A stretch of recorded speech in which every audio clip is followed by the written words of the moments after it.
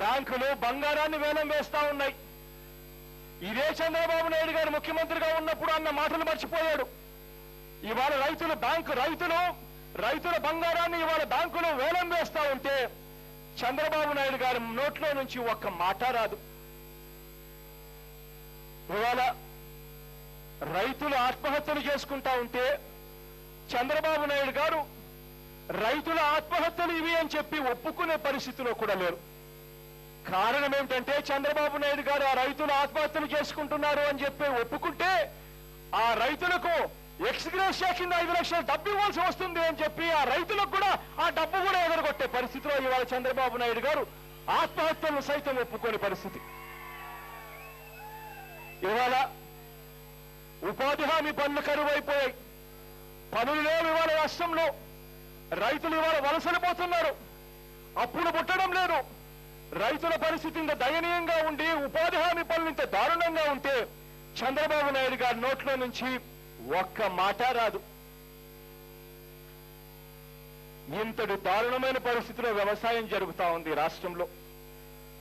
నిజంగా వ్యవసాయ రుణాల మీద, రైతు రుణాల మీద చంద్రబాబు నాయుడు గారు అనుసరించిన ఈ రుణమాఫీ అన్న ఒక పెద్ద అబద్ధం, చంద్రబాబు నాయుడు గారి నోట్లో నుంచి వచ్చిన ఈ అబద్ధం ఎలా ఉంది అని అంటే, నిజంగా మనమంతా గ్రామాలలో వినే ఉంటాం పంచపాండవులు మంచం కోళ్ల కథ. నిజంగా అలానే ఉంది చంద్రబాబు నాయుడు గారు రుణమాఫీ పథకం. మొట్టమొదట ఆయన కోటయ్య కమిటీ అన్నాడు. ఆ తర్వాత రిజర్వ్ బ్యాంకుతో నేను మాట్లాడుతున్నాను, లోన్లన్నీ రీషెడ్యూల్ చేయిస్తాను అని చెప్పి అన్నాడు. దాని తర్వాత రుణమాఫీ కోసం ఒక సాధికార సంస్థ పెడుతున్నాను అన్నాడు. దాని తర్వాత దానికి 87,000 కోట్ల రైతుల రుణాలు, వ్యవసాయ రుణాలు ఉంటే దానికి కేవలం 5,000 కోట్లు మాత్రం ఇస్తా ఉన్నాను అని చెప్పి మరో మాట చెప్పాడు. దాని తర్వాత రైతులకు ఎక్కడ రుణాలు ఇవ్వవలసి వస్తుందేమో అని చెప్పి ఆధార్తో ముడిపెట్టాడు. ఆధార్ లేకపోతే రైతులకు రుణమాఫీ కాదు అని చెప్పాడు. దాని తర్వాత రేషన్ కార్డు ఉంటేనే రుణమాఫీ అన్నాడు. దాని తర్వాత ఒక ఖాతాకు మాత్రమే అన్నాడు, ఒక బ్యాంకుకు మాత్రమే అన్నాడు. దాని తర్వాత ఒక గ్రామంలో ఉన్న భూమికి మాత్రమే అని అన్నాడు. దాని తర్వాత హైదరాబాద్ లో ఉన్నవారు రైతులే కాదు అని చెప్పి మరో మాట అన్నాడు.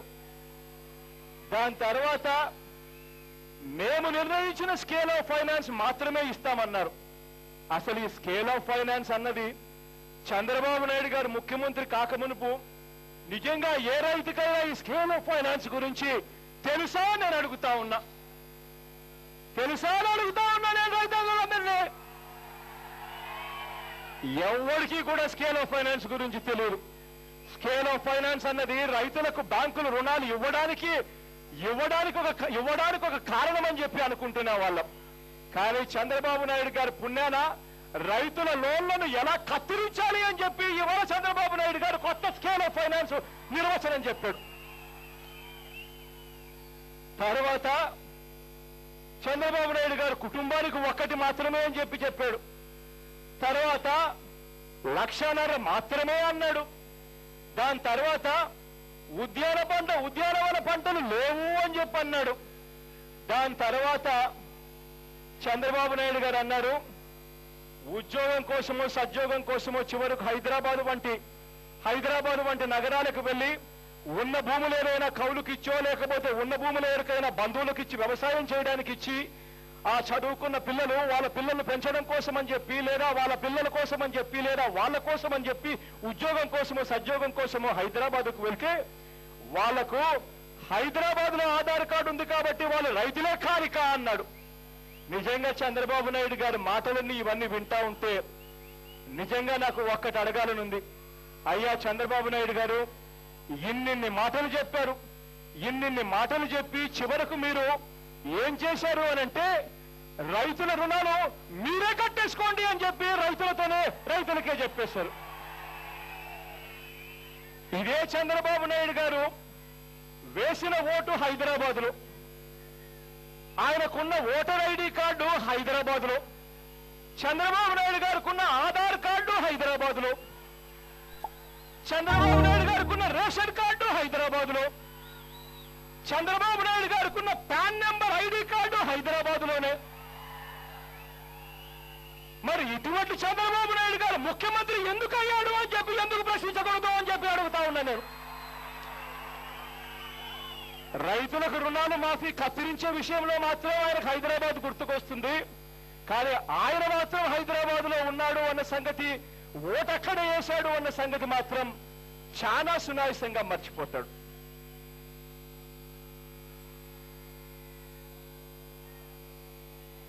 చంద్రబాబు నాయుడు గారు ముఖ్యమంత్రి కాకమునుపు ఎంత మనకు అప్పు ఉంది, ఎంత మనకు అప్పు లేదు, రైతులు ఎంతమంది, రైతులకు ఎంత అప్పులున్నాయి, డ్వాక్రా అక్క చెల్లెమ్మలు ఎంతమంది, డ్వాక్రా అక్క చెల్లెమ్మల అప్పులు ఎంతున్నాయి అన్నది చంద్రబాబు నాయుడు గారికే కాదు, ప్రతి ఒక్కరికి, చదువుకున్న ప్రతి ఒక్కరికి కూడా తెలిసిన విషయాలే. ఇవాళ చంద్రబాబు నాయుడు గారి అధ్యక్షతనే చంద్రబాబు నాయుడు గారు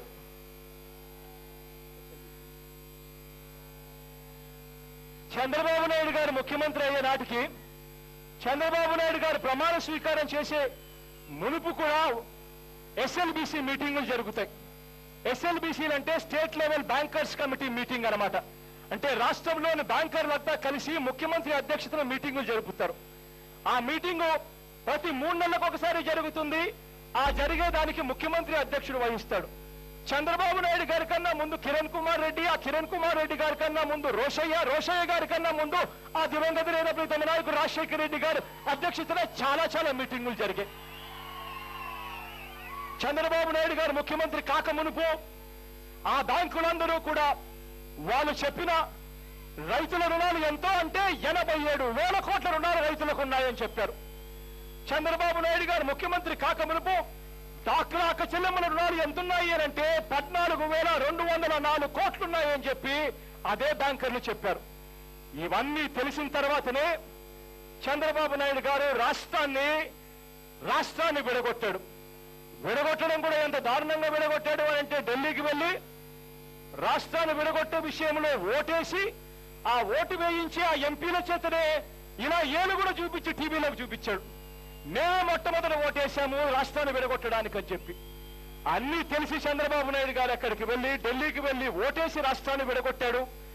విడగొట్టిన తర్వాత చంద్రబాబు నాయుడు గారు ఇక్కడికి వచ్చారు, హైదరాబాద్ వచ్చి ఇదే తెలుగుదేశం కార్యాలయంలో చంద్రబాబు నాయుడు గారు 2 మేనిఫెస్టోలు చూపించాడు. తెలుగుదేశం పార్టీకి చెందిన తెలంగాణ మేనిఫెస్టో ఒకటి, సీమాంధ్రకు చెందిన మేనిఫెస్టో ఒకటి అని చెప్పి 2 చూపించాడు. 2 చూపించి రైతుల రుణాలన్నీ కూడా మాఫీ చేస్తున్నాను అని చెప్పి తాను చెప్పడం జరిగింది. డ్వాక్రా అక్క చెల్లెమ్మల రుణాలన్నీ మాఫీ చేస్తాను అని మేనిఫెస్టోలో లిఖితపూర్వకంగా చెప్పాడు. అదొక్కటే కాదు, తర్వాత ఏప్రిల్ 11వ తేదీన చంద్రబాబు నాయుడు గారు ఎన్నికలకు ముందు ఎలక్షన్ కమిషన్ కు లెటర్ రాశాడు. ఆ లేఖలో చంద్రబాబు నాయుడు గారు అన్నారు, నాకు రాష్ట్రంలోని వనరుల గురించి నాకు పూర్తి అవగాహన ఉంది. పూర్తి అవగాహన ఉన్న మేరకే నేను ఇవాళ డ్వాక్రా అక్క చెల్లెమ్మల రుణాలు మాఫీ చేయాలనుకుంటున్నాను, రైతుల రుణాలు మాఫీ చేయాలనుకుంటున్నాను, దాని బాధ్యత పూర్తిగా నేను తీసుకుంటాను అని చెప్పి చంద్రబాబు నాయుడు గారు ఎన్నికల కమిషన్ కు లేఖలు రాశారు. పూర్తి అవగాహనతో ఈ కార్యక్రమాలు చేస్తున్నాను అని చెప్పి. దాని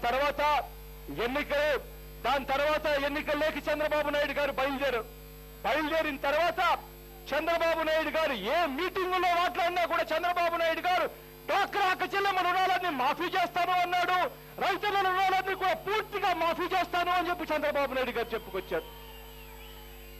ఇంటికి వెళ్లి టీవీ ఆన్ చేసి చూస్తే మనకు టీవీలలో కనిపించేది వినిపించేది ఒకటే, బంగారం బ్యాంకుల్లో పెట్టారా, ఆ బంగారం ఇంటికి రావాలంటే బాబు ముఖ్యమంత్రి అయితేనే ఇంటికి వస్తుంది అన్న మాటలు టీవీలలో వినిపించాయి, చంద్రబాబు నాయుడు గారు మీటింగ్లలో వినిపించాయి. టీవీ ఆన్ చేసి చూస్తే చంద్రబాబు నాయుడు గారు అన్న మాటలు వినిపిస్తాయి. జాబు కావాలంటే బాబు రావాలి, ఒకవేళ జాబ్ ఇవ్వలేకపోతే ప్రతి ఇంటికి 2,000 రూపాయలు నిరుద్యోగ భృతి ఇస్తాను అన్న మాటలు టీవీ ఆన్ చేస్తే వినిపించేటివి. గ్రామాలకు వెళ్తే గ్రామాలలో ప్రతి గోడ మీద కనిపించేది, ఫ్లెక్సీల మీద కనిపించేది, ప్రతి రాత ఒకటి చెప్తుంది.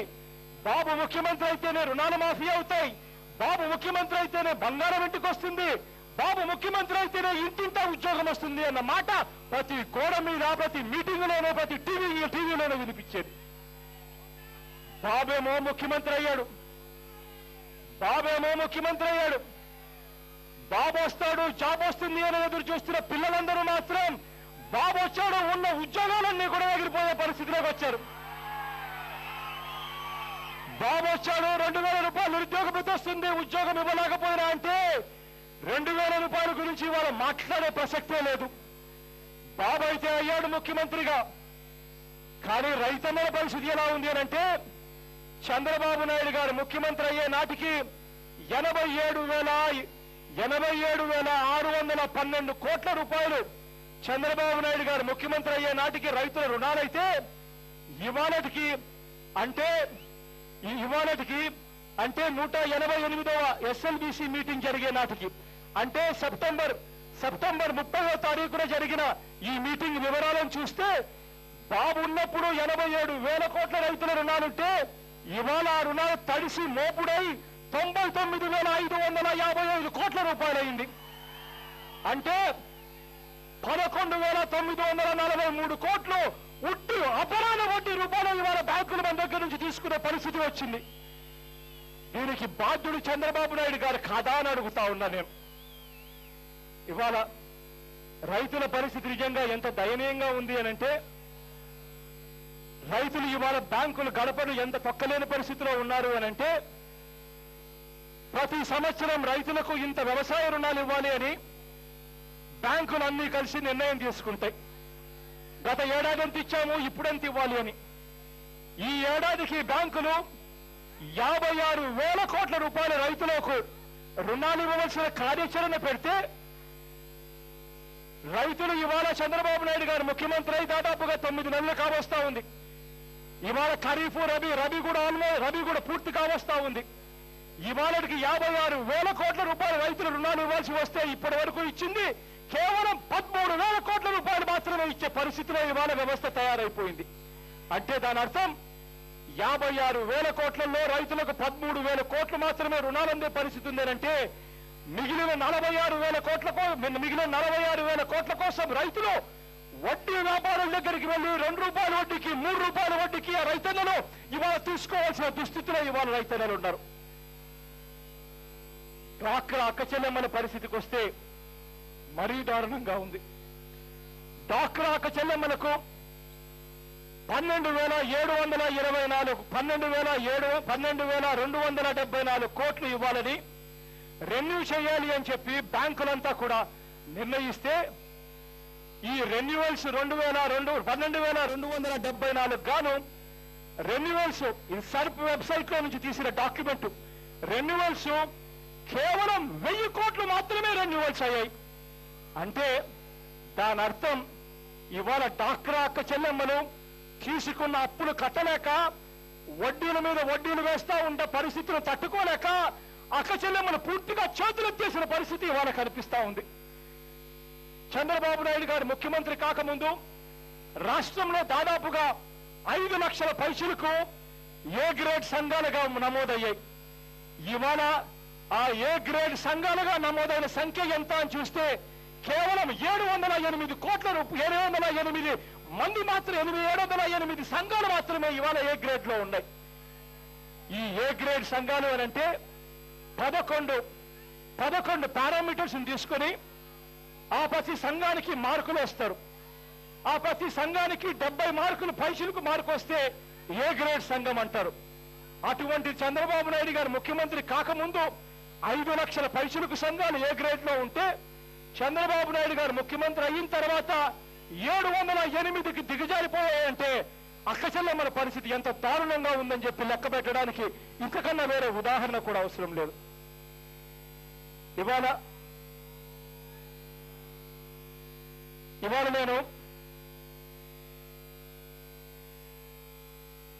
నేను మిమ్మల్ని అందరినీ కూడా ప్రశ్నలు మిమ్మల్ని అడుగుతాను. మీరే సమాధానం చెప్పమని చెప్పి మిమ్మల్ని నేను కోరుకుంటా ఉన్నాను. మీ వ్యవసాయ రుణాలన్నీ కూడా మాఫీ అయ్యాయా అని చెప్పి మిమ్మల్ని అందరినీ అడుగుతా ఉన్నారు.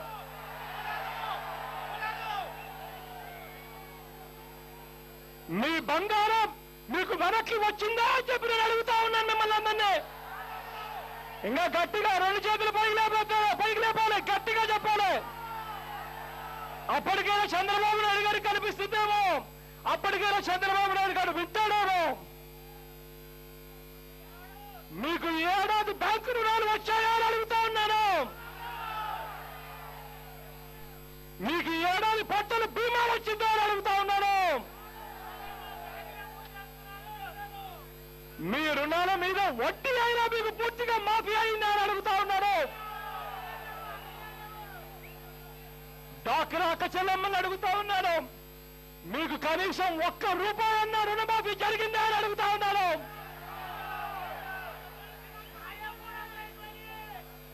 చంద్రబాబు నాయుడు ఎప్పుడైనా నిజాలు చెబుతాడా అని అడుగుతా ఉన్నారు మిమ్మల్ని.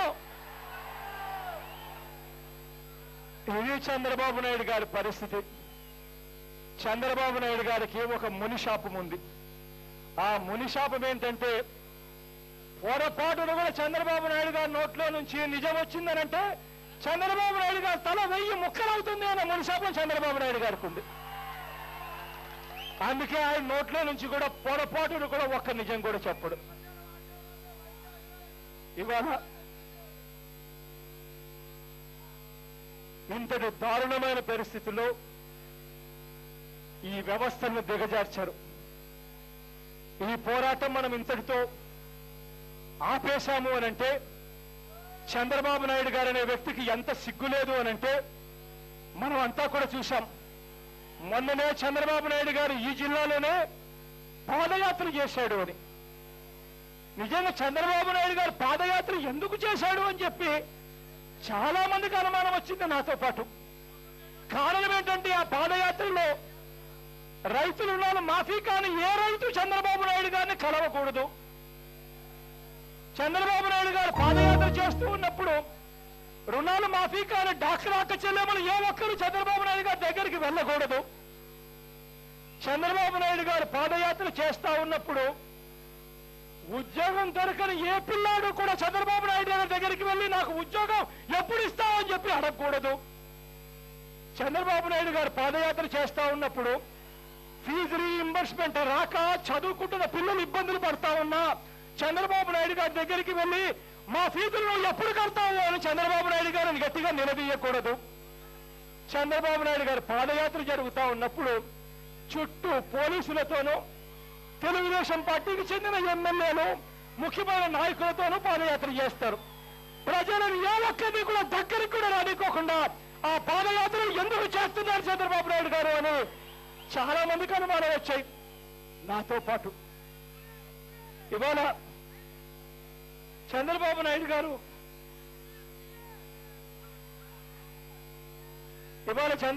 గారు ఈ మధ్య కాలంలోనే చంద్రబాబు నాయుడు గారి కాస్త చరిత్ర చూసినప్పుడు నిజంగా భయమేస్తుంది. కారణం ఏంటంటే, చంద్రబాబు నాయుడు గారు ఇవాళ డాక్టర్ అక్క చెల్లెమ్మల రుణాల విషయంలోనూ ఇవాళ రైతన్నల విషయంలోనూ చంద్రబాబు నాయుడు గారు ఏదైతే చేశారో, చంద్రబాబు నాయుడు గారు గతంలో కూడా ముఖ్యమంత్రి అయినప్పుడు కూడా చంద్రబాబు నాయుడు గారు చేసింది అక్షరాల ఇదే. ఆ రోజు కూడా చంద్రబాబు నాయుడు గారు మద్యపానాన్ని నిషేధిస్తానని చెప్పి అధికారంలోకి వచ్చాడు. వచ్చిన తర్వాత మద్యపానం ఇక్కడ ఉంది, మద్యపానం అమలు కావాలి అంటే రాష్ట్రంలో డబ్బులు లేవు, ఖజానా ఖాళీ అయిపోయింది, కాబట్టి మద్యపానాన్ని నిషేధించాలి అని అంటే ఏకంగా ట్యాక్సులు వేయాలి అని చెప్పి ఒకే రోజు 2150 కోట్ల రూపాయలు ట్యాక్సులు వేసినాడు. ఇదే చంద్రబాబు నాయుడు గారు 1996లో. రాష్ట్ర ఖజానా ఖాళీగా ఉంది, రాష్ట్ర ఖజానాకు డబ్బులు కావాలంటే ఆ రోజుల్లో రాష్ట్ర బడ్జెట్ 30,000 కోట్లు. ఒకే రోజు చంద్రబాబు నాయుడు గారు వడ్డించింది 2150 కోట్లు. అంటే ఇంక అర్థం చేసుకోవచ్చు చంద్రబాబు నాయుడు గారు ఏ స్థాయిలో ఖజానాన్ని నింపుతాడో అని చెప్పి. ఆ రోజు చంద్రబాబు నాయుడు గారు ఏమేం చెప్పాడో తెలుసా? వేటి దాని మీద ఏమేమి దాని మీద చంద్రబాబు నాయుడు గారు ఆ రోజు ట్యాక్సులు వేశారో తెలుసా? అంతవరకు నీటి తీరువ ఉన్నది. నీటి తీరువ అంతవరకు ఉన్నదాన్ని 300% పెంచాడు ఇదే చంద్రబాబు నాయుడు గారు. అదే రోజు చంద్రబాబు నాయుడు గారు నీళ్లు వాడుకుంటూ ఉన్న ప్రతి రైతు ప్రతి ఎకరాకు ఒక బస్తా నీటి తీరువ ఇవ్వాలి అని చెప్పి ఆ రోజు చంద్రబాబు నాయుడు గారు చెప్పాడు. అదే చంద్రబాబు నాయుడు గారు ఆ రోజుల్లో 50 రూపాయల హార్స్ పవర్ ఉన్న కరెంటును 625 రూపాయలు తీసుకొని పోయాడు. అదే చంద్రబాబు నాయుడు గారు ఒక్క రోజులో 2150 కోట్ల రూపాయల ట్యాక్సులు వేసి నడ్డు విధించాడు.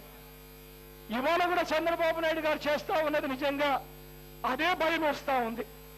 ఇదే చంద్రబాబు నాయుడు గారు ఈ మధ్యకాలంలోనే ప్రతిరోజు అంటూ ఉన్నాడు, డబ్బులు లేవు, ఖజానా ఖాళీ అయిపోయింది, జీతాలకు కూడా డబ్బులు లేవు అని చెప్పి ఇవాళ చంద్రబాబు నాయుడు గారు రోజు అంటూ ఉన్నాడు.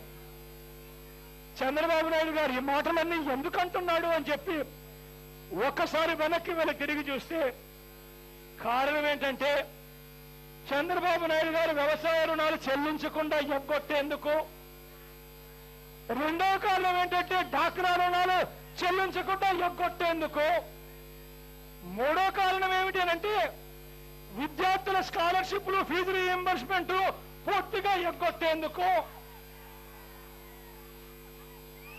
ఇంటింటికి నిరుద్యోగ భృతి పిల్లలు ఎక్కడ అడుగుతారేమో అని ఇంటింటికి నిరుద్యోగ భృతి గురించి ప్రజల్లో మోసం చేసేందుకు, మాయపరిచేందుకు చంద్రబాబు నాయుడు గారు చేస్తా ఉన్నారు. అవ్వ తాతల పెన్షన్లు కత్తిరించేందుకు,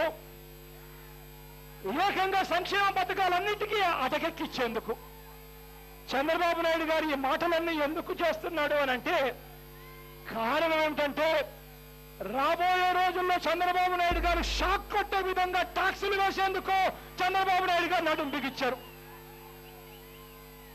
ఇవాళ ఉద్యోగస్తులందరూ ఎదురు చూస్తా ఉన్నారు. చంద్రబాబు నాయుడు గారు 29% చంద్రబాబు నాయుడు గారు పిఆర్సీ ఎప్పుడు ఇస్తారని. ఆ చెదురు చూస్తా ఉన్న ఉద్యోగంలో పిఆర్సీ తగ్గించేందుకు చేస్తా ఉన్నాడు. ఇప్పటికే చంద్రబాబు నాయుడు గారు ఇసుక షాక్ కొట్టే విధంగా రేట్లు పెంచాడు. చంద్రబాబు నాయుడు గారు ముఖ్యమంత్రి కాకముందు ఒక లారీ ఇసుక కొన్ని ప్రాంతాల్లో ఒక ట్రాక్టర్ ఇసుక కొన్ని ప్రాంతాల్లో 1000 రూపాయలు, కొన్ని ప్రాంతాల్లో 3000 ఉంటే ఇవాళ ఒక ట్రాక్టర్ ఇసుక 3 రెట్లు 5 రెట్లు పెరుగుతా ఉన్న పరిస్థితులు మన కళ్ళ చూస్తా ఉన్నాం. ఇవాళ చంద్రబాబు నాయుడు గారు ముఖ్యమంత్రి అయిన వెంటనే తాను చేసిన పని ఏమిటంటే మొన్నటి దాకా కూడా రాని కరెంటు బిల్లులు, గత ప్రభుత్వాలన్నీ వదిలేసిన కరెంటు బిల్లులు ఇవాళ వడ్డీతో సహా ఇవాళ రాబట్టే కార్యక్రమాలు చేస్తా ఉన్నాడు. చంద్రబాబు నాయుడు గారి గత చరిత్ర ఇంతటి దారుణంగా ఉంది కాబట్టి చంద్రబాబు నాయుడు గారు ఏం చేయబోతారు అని చెప్పి ఇవాళ భయపడతా ఉన్నాం. ఇవాళ రాబోయే రోజుల్లో కరెంటు ఛార్జీలు పెరుగుతాయి, రాబోయే రోజుల్లో మున్సిపల్ ట్యాక్సులు రేట్లు పెంచుతారు. చంద్రబాబు నాయుడు గారు అన్ని చేస్తాడు, కానీ రైతుల రుణాలు డాక్రా రుణాలు మాఫీ మాత్రం సస్తే చేయడం అని చెప్పి నేను చెప్తా ఉన్నా. ఇటువంటి చంద్రబాబు నాయుడు గారిని మెడలు వంచే కార్యక్రమం అందరం కలిసికట్టుగా ఒకటై చేయాలి. అందరం కలిసికట్టుగా ఒకటై చంద్రబాబు నాయుడు గారి మీద ఒత్తిడి తీసుకొని రావాలి. ఆ ఒత్తిడి చంద్రబాబు నాయుడు గారి మీద తీవ్రంగా తీసుకొస్తేనే కాస్త కూస్తో చంద్రబాబు నాయుడు గారు భయపడైనా కానీ మనకు పలుకుతాడని చెప్పి ఆశతో ఇవాళ గట్టిగా ఒత్తిడి తీసుకొచ్చే కార్యక్రమంలో అందరం సన్నద్ధం అవుతామని చెప్పి నేను ఇవాళ పిలుపునిస్తా ఉన్నా. రాబోయే రోజుల్లో కూడా అందరం ఒకటవుదాం. రాబోయే రోజుల్లో కూడా కదం కలుపుదాం, చేతులు కలుపుదాం. చంద్రబాబు నాయుడు గారు మెడలు వంచైనా సరే మనకు రావాల్సింది సాధించుకుందామని చెప్పి నేను ఇవాళ పిలుపునిస్తా ఉన్నాం. మీ అందరితో కూడా ఇవాళకి కూడా ఈ పోరాటం ఇంతటితో ఆగదు. మొన్న మండల కేంద్రాల దగ్గర మండల కేంద్రాలు ఎదురు ధర్నాలు చేశాం, నిన్న జిల్లా కేంద్రాలు ఎదురు ధర్నా చేశాం, ఇవాళ ఏకంగా 2 రోజుల పాటు నిరాహార దీక్షలు చేశాం. ఇక ఇంతటితో కూడా ఆగదు. రాబోయే రోజుల్లో చంద్రబాబు నాయుడు గారు మనసు మారకపోతే చంద్రబాబు నాయుడు గారు మెడలు వచ్చే విధంగా రాష్ట్రాన్ని అధోగతి చేస్తామని చెప్పి చెప్తా ఉన్నాం. ఇవాళకి కూడా దూరంగా ఉన్నా కూడా దూరాన్ని సైతం లెక్క చేయకుండా సంఘీభావం తెలపడానికి కష్టం అనిపించినా కూడా 2 రోజుల పాటు నిరాహార దీక్ష జరుగుతా ఉన్నా కూడా ఏ ఒక్కరి ముఖంలో కూడా చికాకు అనేది కనపడకుండా చిక్కటి చిరునవ్వులతోనే ఇంతటి ఆత్మీయతలను పంచిపెడుతూ ఇంతటి ఆప్యాయతలు చూపిస్తూ సాంఘీభావం తెలిపినందుకు ప్రతి అక్కకు, ప్రతి చెల్లెమ్మకు, ప్రతి అవ్వకు, ప్రతి తాతకు, ప్రతి సోదరుడికి, ప్రతి స్నేహితుడికి మీరు చూపించిన ఈ ఆప్యాయతలకు, ఈ సాంఘీభావానికి చేతులు జోడించి పేరు పేరున హృదయపూర్వకంగా కృతజ్ఞతలు తెలుపుకుంటూ సెలవు తీసుకుంటున్నా.